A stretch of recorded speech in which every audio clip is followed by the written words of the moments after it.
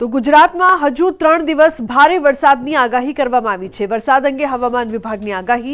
દક્ષિણ ગુજરાતના કેટલાક ભાગોમાં સાવધાની જરૂરી। આજે વલસાડમાં વરસાદ અંગેનું રેડ એલર્ટ ઉપરાંત દમણ અને દાદરાનગર હવેલીમાં પણ રેડ એલર્ટ આપવામાં આવ્યું છે, જ્યાં અત્યંત ભારે વરસાદ થઈ શકે છે। તો 4 જિલ્લામાં ઓરેન્જ એલર્ટ અપાયું છે। સુરત, તાપી, નવસારી, ડાંગમાં પણ ભારેથી અતિભારે વરસાદ થઈ શકે છે। અમદાવાદમાં પણ આજે ભારે વરસાદ થઈ શકે છે। બપોર બાદ અમદાવાદમાં વરસાદ થઈ શકે છે। અમદાવાદમાં તેજ પવન, ગાજવીજ સાથે વરસાદની શક્યતા। બપોર બાદ થંડરસ્ટોર્મ એક્ટિવિટી થઈ શકે। તો સૌરાષ્ટ્રમાં અમરેલીમાં અતિભારે, જ્યારે ભાવનગર, ગીર સોમનાથમાં પણ ભારે વરસાદ થઈ શકે છે। अगले 3 दिन तक भारी से अति भारी का फोरकास्ट है गुजरात रीजन के लिए, और सौराष्ट्र कच्छ के लिए भी भारी टू अति भारी फोरकास्ट है गुजरात सौराष्ट्र कच्छ रीजन के लिए। डे 1 में जो गुजरात रीजन है हेवी टू वेरी हेवी और विथ एक्सट्रीमली हेवी रेनफॉल होने का चांसेस है आइसोलेटेड जगह में। और जो डिस्ट्रिक्ट आज रेड वार्निंग दिया गया है वो है वलसाड़, और जो ऑरेंज वार्निंग दिया गया है सूरत, नवसारी, तापी और डांग डिस्ट्रिक्ट के लिए। और उसका जो नॉर्दर्न जो उत्तरी और डिस्ट्रिक्ट है मेनली साउदर्न गुजरात रीजन में उसमें हेवी रेनफॉल होने का चांसेस है। तो गुजरातમાં સિઝનનો સરેરાશ 128.24% વરસાદ થયો। સૌથી વધુ કચ્છમાં અત્યાર સુધી અધધ 138.32% વરસાદ। દક્ષિણ ગુજરાતમાં 133.54% વરસાદ। તો સૌરાષ્ટ્રમાં 131.59% વરસાદ થયો છે। પૂર્વ મધ્ય ગુજરાતમાં 126.4%, તો ઉત્તર ગુજરાતમાં 109.4% વરસાદ થયો છે। ગુજરાતના તમામ જિલ્લામાં સરેરાશ 76%થી વધુ વરસાદ નોંધાયો છે, જેમાં અત્યાર સુધીમાં 27 જિલ્લામાં 100%થી વધુ વરસાદ નોંધાયો છે, જ્યારે 6 જિલ્લામાં 76થી 100% સુધીનો વરસાદ નોંધાયો છે। સિઝનનો સૌથી ઓછો વરસાદ બોટાદ જિલ્લામાં અત્યાર સુધીમાં 88.84% વરસાદ। ફતેપુરમાં સેવા સદનની કચેરીમાં સવારથી જ અરજદારોની લાંબી કતાર લાગે છે। ભારે ગરમી વચ્ચે ઓફિસની લોબીમાં લોકો ભૂખ્યા તરસ્યા કલાકો સુધી બેસી રહેવા મજબૂર છે। બાળકોની શિષ્યવૃત્તિ માટે કેવાયસી ફરજિયાત હોવાથી ખેત મજૂરી કરતી મહિલાઓ સહિત મોટી સંખ્યામાં વાલીઓ ધરમના ધક્કા ખાવા મજબૂર છે। અરજદારોનો આક્ષેપ છે કે છેલ્લા 3 દિવસથી તેઓ કામ ધંધા છોડીને ઓફિસના ધક્કા ખાઈ રહ્યા છે, પણ કામ થતું નથી। સર્વર ડાઉન થતાં લોકોને વિલામોએ પરત ફરવું પડે છે, ત્યારે કંટાળેલા લોકો કહી રહ્યા છે કે સરકાર લાભ ન આપે તો કંઈ નહીં, ધક્કા ખાઈને તેઓ થાકી ગયા છે। ત્યારે અરજદારોને થઈ રહેલી હાલાકીને લઈને કોંગ્રેસ અધિકારીએ આવેદન આપ્યું અને પ્રક્રિયા ઝડપી કરવાની માંગ કરી। છોટાઉદેપુર જિલ્લાના બોડેલી સેવા સદન ખાતે કેટલાક ગ્રામ્ય વિસ્તારોમાંથી આધાર કાર્ડ અપડેટ કરવા માટે અને આધાર કાર્ડ નવા બનાવવા માટે મોટી સંખ્યાની અંદર લોકો આવે છે। આપણે તસવીર બતાવવા માંગીશું। આજે આધાર કાર્ડ અપડેટ કરવાની જે પ્રક્રિયા જે છે તે અહીં કર્મચારી હાજર છે, પરંતુ કોઈ પણ જાતની અપડેટ થતી નથી। અને આજે ગરીબ જે આદિવાસી પરિવારો જે લોકો બાળકો લઈને અહીં આવતા હોય છે આધાર કાર્ડ અપડેટ કરવા માટે, પરંતુ તેઓને ધરમ ધક્કા ખાવાનો વારો આવ્યો છે। આપ જોઈ શકો છો જે નાના નાના બાળકો પણ પોતાનું જે શૈક્ષણિક જે કાર્ય છે તે છોડીને તેઓ અહીં આવી રહ્યા છે અને ધક્કા ખાઈ રહ્યા છે। આપણે અહીં જે આવેલા જે લાભાર્થી છે તેઓ સાથે વાત કરીશું। આપ કેટલા દિવસથી આવો છો અને શું પરિસ્થિતિ અહીં છે? 3 દિવસથી અમે ધક્કા મારીએ છીએ। 7 વાગ્યાના આવીએ છીએ અમે, પણ છતાંય અમારું કામ થતું નથી। સવારે 7 વાગ્યાના તમે આવી જતા હોય છે અને કેટલા દિવસથી તમે આવો છો? 3 દિવસથી આવીએ છીએ। પછી ટોકન આપી દે છે, પછી ટોકન પૂરું થઈ જાય પછી મોકલી દે છે અમને। આજે પણ એક નેટ બંધ થઈ ગયો છે એટલે કંઈ કામ નહીં થાય એવું કહે છે। બહુ તકલીફ પડે છે, કારણ કે આ સ્કૂલેથી છોકરાઓને પણ રજા પડે છે અને અમારે પણ ધંધામાં તકલીફ પડે છે ને ભૂખાન તરસ્યા અહીંયા આવીને બેસી રહીએ છીએ, પણ છતાં મેં નહીં। તો આપ જોઈ શકો છો કે ભૂખા તરસ્યા વાલીઓ બાળકો આધાર કાર્ડ અપડેટ કરવા માટે આવે છે। તો તો આપ જોઈ શકો છો કે નાના નાના બાળકો સાથે અહીં જે લોકો આવે છે તકલીફ છે. આપના કાકાને બતાવવા માંગીશું કે લાકડાના ટેકે કાકા ઊભા રહ્યા છે. આમ છેલ્લા 3 દિવસથી આ કર્મચારીઓ સાથે આવે છે આધાર કાર્ડ અપડેટ કરવા માટે. અને અન્ય મહત્વની બાબતો એ છે કે આજે લોબીની અંદર જે રીતે બેસાડવામાં આવે છે ત્યાં કોઈ પંખાની પણ વ્યવસ્થા નથી. એટલે હાલની અંદર આજે આવતા જે લાભાર્થીઓ છે અંતરિયાળ વિસ્તારમાંથી આવે છે બફારામાં બફાઈ ગયા, પરંતુ આખરે તેઓને નિરાશ થઈને જ ઘરે પરત ફરવાનો વારો આવ્યો છે. સેજબ Khatri, news 18 Gujarati, Chhota Udepur. Server problem છે અને વર્ઝન બદલાય છે, એના કારણે રિજેક્શન વધારે આવે છે. જ્યાં સુધી આપણે વર્ઝનનું સોલ્યુશન નહીં આવે ત્યાં સુધી કામગીરી બંધ રહેશે. એટલે અમે જ્યાં સુધી માહિતી કે જાણકારી નહીં આપીએ ત્યાં સુધી કોઈએ આવવાનું નહીં. રહેવાસી લોકો પાસે, મહિલાઓ પાસે પૈસા આર્થિક રીતે તકલીફ પડે છે ને, એમની પાસે બસના ભાડાના પૈસા પણ નથી.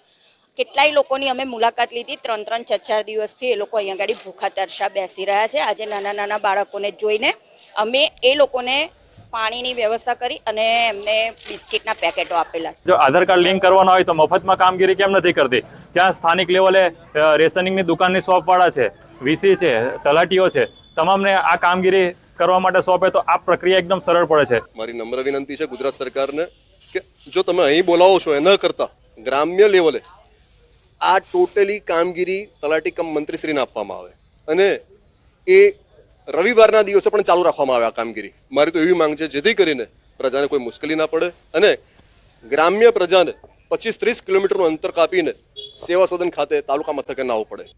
અને સહકાર વિભાગની ચૂંટણી પહેલા ભાજપમાં અંદરો અંદરના વિવાદો સપાટી પર આવી રહ્યા છે. ત્યારે નર્મદામાં રાજકીય ગરમાવો જોવા મળી રહ્યો છે. તાજેતરમાં જ ધારીખેડા શુગર ફેક્ટરીમાં કસ્ટોડિયલ ડિરેક્ટર બનેલા સુનિલ પટેલને હટાવ્યા હતા. સાથે સાથે ઝઘડિયા વિસ્તારના બીટીપીમાંથી ભાજપમાં આવેલા પ્રકાશ દેસાઈને દૂધધારા ડેરીના ડિરેક્ટર બનાવ્યા હતા.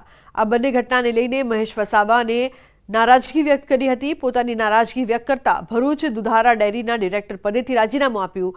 ત્યારે મહેશ વસાવાના રાજીનામાને લઈને સાંસદ મનસુખ વસાવાએ સ્પષ્ટ શબ્દોમાં કહી દીધું છે કે સ્થાનિક કક્ષાને વિશ્વાસમાં લીધા વગર આજે નિર્ણય કરી રહ્યા છે એ ગેરવ્યાજબી છે અને આવા નિર્ણયના કારણે પક્ષને પણ સહકાર ક્ષેત્રમાં નુકસાન થાય તેવી શક્યતા છે. આ સાથે તેમણે આ જાણી જોઈને કોઈ કરી રહ્યું હોય તેવા આરોપો લગાવ્યા હતા. ખરેખર આ સુનિલ પટેલને 15-20 દિવસની અંદર ડિરેક્ટર પદેથી ડ્રોપ કરવામાં આવે છે એ પ્રક્રિયા તદ્દન ખોટી છે અને કોઈ પણ ખુલાસો આપતા હશે તો કાઢવા માટેનો આ બધો ખુલાસો છે. સુનિલ પટેલને કોઈ પણ રીતે કાઢીને પેલી બાજુ પ્રકાશ દેસાઈને દૂધધારા ડેરીમાં સમાવેશ કરવા માટેની આખી આ બધી ગોઠવણ હતી અને એ ગોઠવણથી અમે બધા જ નારાજ છે.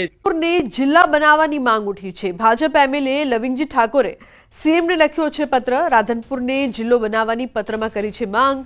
જિલ્લા કક્ષનો સમાવિષ્ટ તમામ સુવિધા રાધનપુરમાં છે તેવી પણ રજૂઆત તેમણે કરી. અનામત પર રાજ્યમંત્રી જગદીશ વિશ્વકર્માનું નિવેદન. સ્થાનિક સ્વરાજની ચૂંટણીમાં પણ હતું. વિશ્વકર્મા દ્વારા વાત કરવામાં આવી. ઓબીસી અનામતનો રિપોર્ટ તૈયાર. સિનિયર નેતાઓએ રિપોર્ટ સબમિટ કર્યા છે. સરકારી કાર્યવાહી પૂર્ણ થઈ છે. આગામી દિવસોમાં ચૂંટણીમાં તેની જાહેરાત થશે.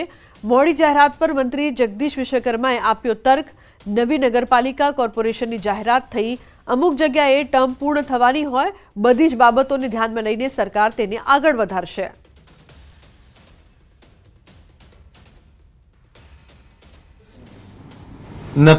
તમામે તમામ લીડરથી માંડી તમામ જનતા